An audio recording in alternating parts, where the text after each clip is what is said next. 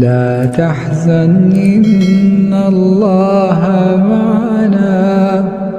لا تحزن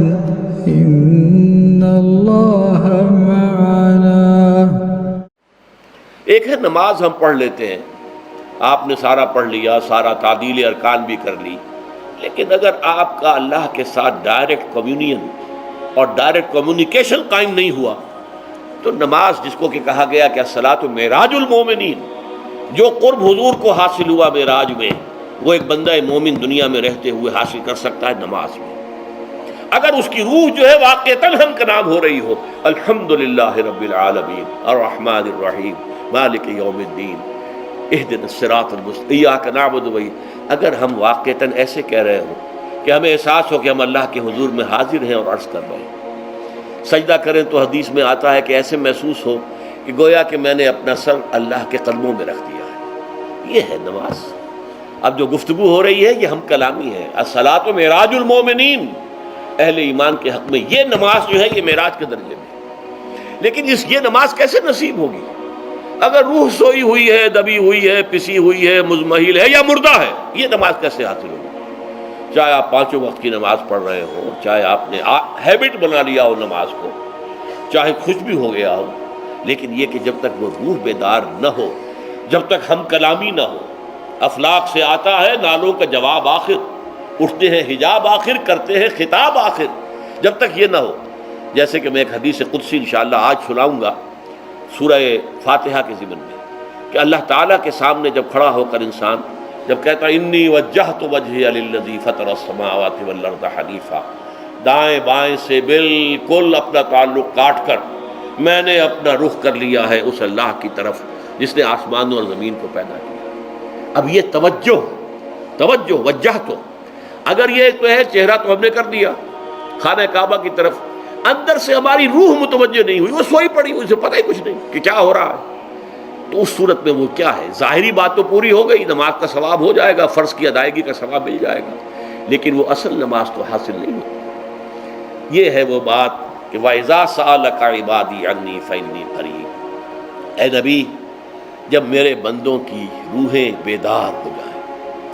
توانا ہو جائیں، حیات تازہ سے وہ ہم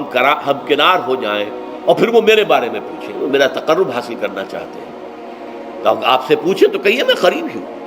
اجیب دعوت الداع اذا دعان، یہ ہے وہ دعا، میں ہر پکارنے والے کی پکار، ہر دعا کرنے والے کی دعا کو سنتا ہوں، قبول کرتا ہوں، جواب دیتا ہوں جہاں کہیں بھی مجھے پکارے، اذا دعان۔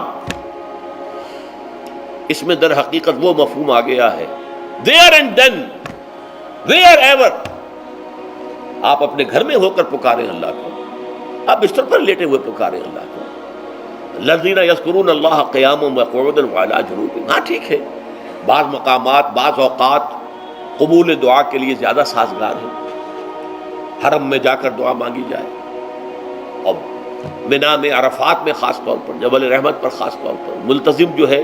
کعبے کا اس پر خاص طور پر، وہ ایام بھی ہے خاص، لیکن یہ نہیں ہے کہ بقیہ دنوں میں آپ کے اور اللہ کے درمیان کو بڑا فاصلہ ہے۔ یہ سارا دنیا میں مشرکانہ نظاموں نے تصور پیدا کیا، اللہ تو دور ہے دور ہے دور ہے دور ہے، پاک ہے پاک ہے پاک، تم ناپاک ہو ناپاک ہو ناپاک ہو، اور تم تو بڑی پستی میں پڑے ہو، تم اللہ سے براہ راست ہم کلام نہیں ہو سکتے۔ کوئی درمیانی چاہیے، کوئی لنکس چاہیے، کوئی پجاری ہوگا، کوئی پروہت ہوگا، کوئی پنڈت ہوگا، کوئی پیر ہوگا، کوئی پادری ہوگا، کوئی پوپ ہوگا، اس کے ذریعے سے تم اللہ سے ہم کلام ہو، خود نہیں۔ اور جب ذریعے بیچ میں آ گئے تو ان کی مٹھی گرم کرو،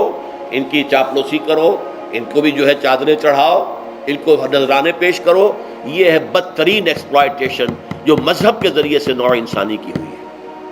یہ دو ایکسپلائٹیشن دنیا میں ہوئی ہے تاریخ انسانی میں، ایک بادشاہوں کی طرف سے خراج دو ہمیں، محنت تم کرو گے کھیت میں، آدھا حصہ ہمارے پاس آئے گا، ہم عیش کریں گے، ہم سٹینڈنگ آرمیز رکھیں گے تاکہ ذرا تم بغاوت کرو تو تمہارا سر کچل دیا جائے۔ یہ ایکسپلائٹیشن بدترین، مانگنے والا گدھا ہے، صدقہ مانگے یا خراج۔ دوسری طرف ہم بادشاہ ہیں، ہم چندر بنسی سورج بنسی خاندان ہیں، ہم راجپوت ہیں، حکومت کرنا ہمارا حق ہے، اور یہ پنڈت پروہت جو ہے وہ بھی کہیں گے کہ ٹھیک ہے، نصف لی و نصف لک وہذا قوم جاہلون، یہ عوام جو ہے ان کا خون چوسو، ہمیں یہ نذرانے پیش کریں، بتوں کو آ کے چڑھاوے چڑھائیں اور تمہیں خراج دیں اور ٹیکس دیں. They are to be exploited. Exploit ہوگا. اسلام نے آ کر دونوں کا خاتمہ کیا، کوئی ملوکیت نہیں. زکوٰۃ ہے تو غربا کے لیے، بادشاہ کے لیے نہیں ہے، یہ تو غربا کے لیے، لہذا کوئی ٹیکس نہیں. نمبر 2، اللہ سے ہم کلام ہونے کے لیے کسی دربان، کسی جو ہے پہرے دار کی مٹھی گرم کرنے کی ضرورت نہیں.